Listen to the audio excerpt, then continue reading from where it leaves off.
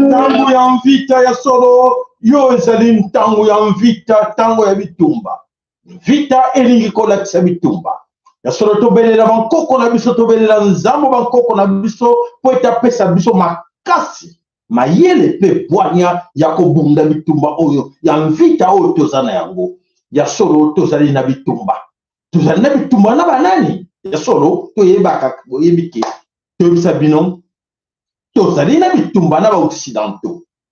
Les occidentaux sont en guerre contre nous et ils ont mis à l'avant, regarde, les Tutsi-Bana Rwanda.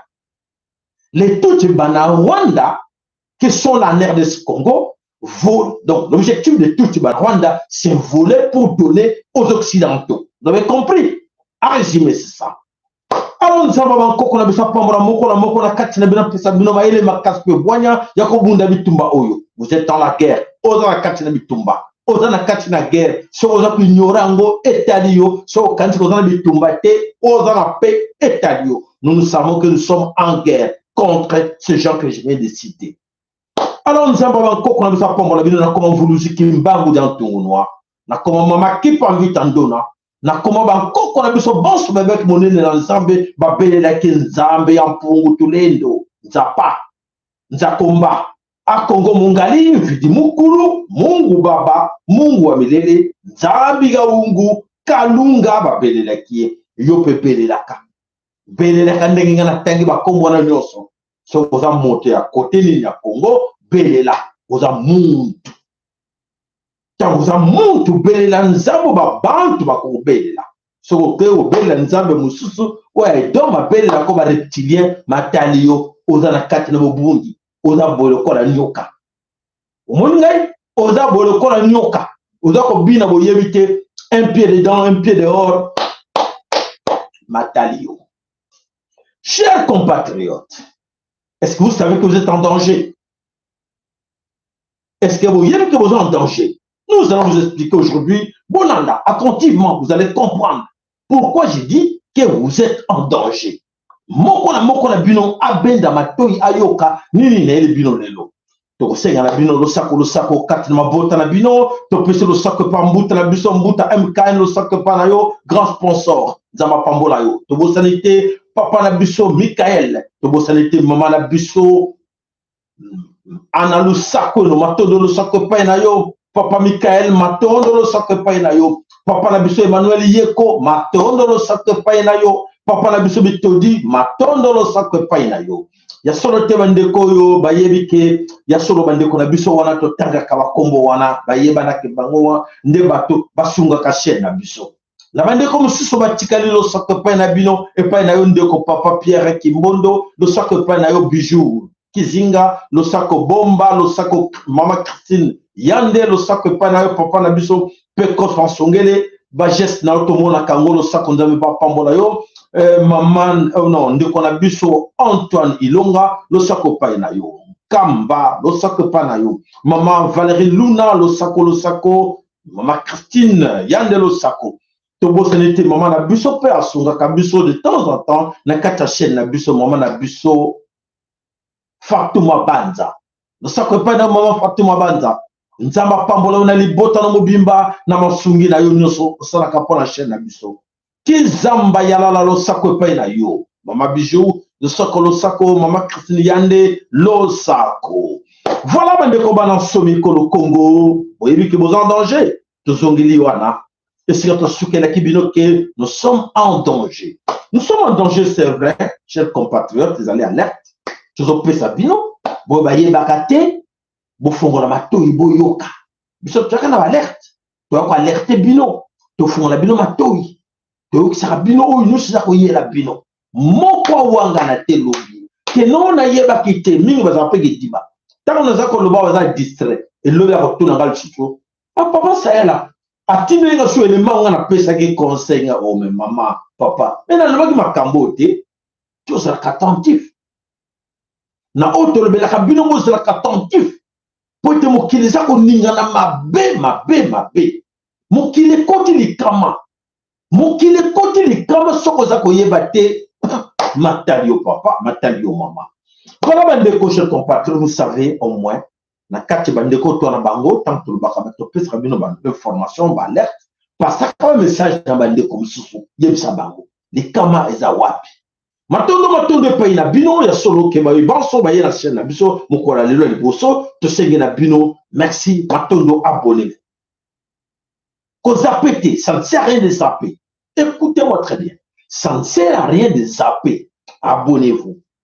Et moi, ce que moi je peux vous recommander, amen, à ce temps-là, c'est-à-dire d'essayer de revenir, de regarder, donc, zonge la vidéo mingi, la chaîne TV, le lac Kimba.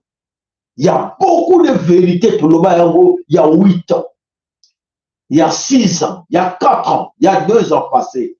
Bate bele ba yeba ba bi que non chaîne le bakama kambo oyo et la sabiso ki bo moto na biso et permettre biso to yeba toujours kele wapi to uti wapi soko yebite sira yo uti luko yebo uti wapi po soko yebite o yebe siko do kele soko yebe siko uti te ko yeba jamais siko do parce que tout ce que nous vivons là na kati ko le Congo non sorte to le bakango awa malobana nganga oyo kaka OK.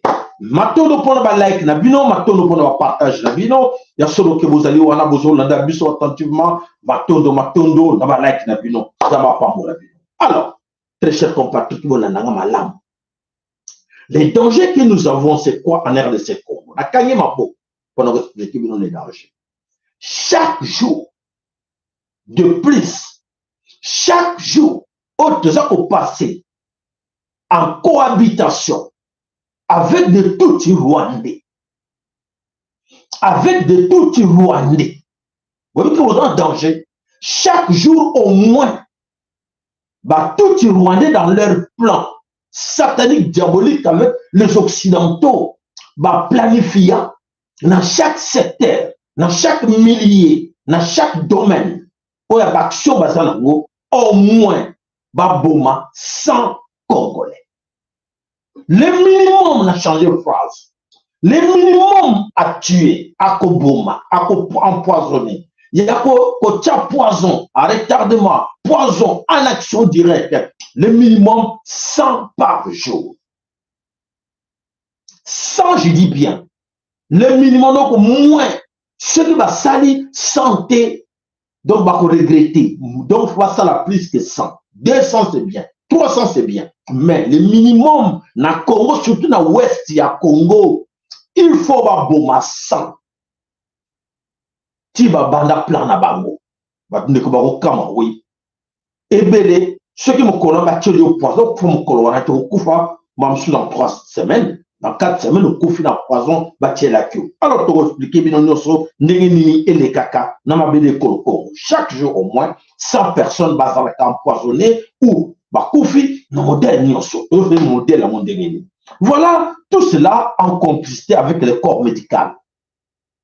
Ces corps médicaux, on le base à la carte na hôpital na biso, ba polyclinique na biso, ba centre de santé na biso, et la plupart sont infiltrés par les tout rwandais. Des médecins, docteurs, des infirmiers, les aides qui sont dans les hôpitaux, ils participent tous dans cette histoire-là. Beaucoup ont des primes. Mini basana ba prime. Prime que ceux qui a vomi 3-4 personnes, azana prime na iba pesa kaye. que oui, regarde, l'action est d'abord au monde dans 3-4 jours, dans la chambre boy, moutola kokufa, oya kokufa, kokufa. Ba yebi bango nyonso na plan na bango, ba salaka, bazo landela pe, oui, et que c'est bon. A éliminaki, a exterminaki, bazo a prime na bango, beaucoup d'argent. Beaucoup d'argent. Pour la boma bino. L'argent pour la bango a rien. Sur le minerai du Congo. Voilà, ces corps médicaux, on va travailler et ce n'est pas fini. Pas seulement avec des corps médicaux. C'est très important, mais ça, on peut s'amener aussi cool. L'anda est un monde de partager, là, on va de commis. Ils ont des contacts avec qui? Avec des nganda, des restaurants, des bars, des hôtels, des cicagnons sur des ambiances, des dancing, des boîtes de nuit. Partout, ba Congolais, ba linga ko ba sigal, ba linga ko sakana, boye ba kake, ba mbatuana, ba zape, na sillage wana, avec, ba soit ba serviteur, avec soit bateau, ba zako lamba, avec, donc, c'est-à-dire que ba zako travaille chaque jour pour au moins, le moins possible, 100 personnes, on a plan à Bango, faut ba boma na Congo, bi colonion, ba boma ka 100, bo vérifier, bo komona ke, ah oui, bokene kotala bokomona ce motel bomona ah ya solo to kufaka chaque jour ebele batebele baye bakamote na fongoleli binango lelo e uti mosika na ba service na biso balandeli yango nyonso to komisa bino yango lelo. Alors voilà oyo nyonso za koleka équipe moko ezali wana alors ba consigne ba pesa bango empoisonné mikolo nyonso na kati na Congo. Plusieurs équipes qui circuler chaque jour dans la ville, il y a Kinshasa, dans la ville, nyonso, dans la bisika, on a nyonso pour la conduite empoisonnée, bateau bandé qu'on a biso, nyonso va sigal, on va y bakamote, voilà. Et alors, les autres qui sont dans les institutions, des responsables qui sont dans plusieurs services, il faut qu'on coince les Congolais. Il faut les coincer, va sentir misère, va sentir peut-être qu'il y a solo pas ces amboka. Balé la cabine, faut que ceux qui besoin de face na bango, bolé la kaka, passi, bango na mbongo na binoté, au moins, o era sigal, melisaye. Au melisse masanga, ceux qui motomoka za wana pas retirer quelque chose, au tielier, au liquider, c'est fini. Voilà, vous comprendrez, nana wangana lubiki ayeba kite, les sibino nyonso. Et alors, dans les services combat, régie des eaux, o ya maï, on continue toujours au tabac poison en retardement dans l'eau de poison à retardement.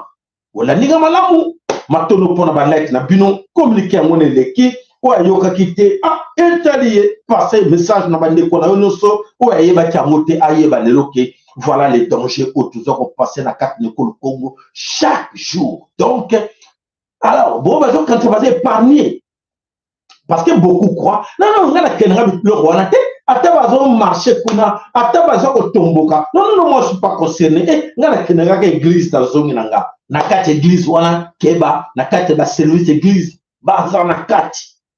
Baza infiltré. Moto moka ze parni nango azate. Bola nanga bien, moto moka ze parni nango azate. Mingi omona, eh, abeleka muke. Awete, avec ka pasika ka wakaka yango wana. Ok. Ah, mais alors quand on tout passe, c'est-à-dire, alors qu'il vertige, bakene kuna, oh, kufa que j'ai nanzela trop tard. Même banamike, même Nicolo. Et donc, pour la bango, à condition qu'au moins 100 personnes bas congolais, bas liquider chaque jour. Vous avez compris? Matono pour la like nabino. Alors, passez le message aux autres cigales. Au bazar comme on a nanke, bazar non 27. Bazo yembaka bazako yebate bazo ko yemba suka wapi ba éviter suka wapi et les autres en profitent na ignorent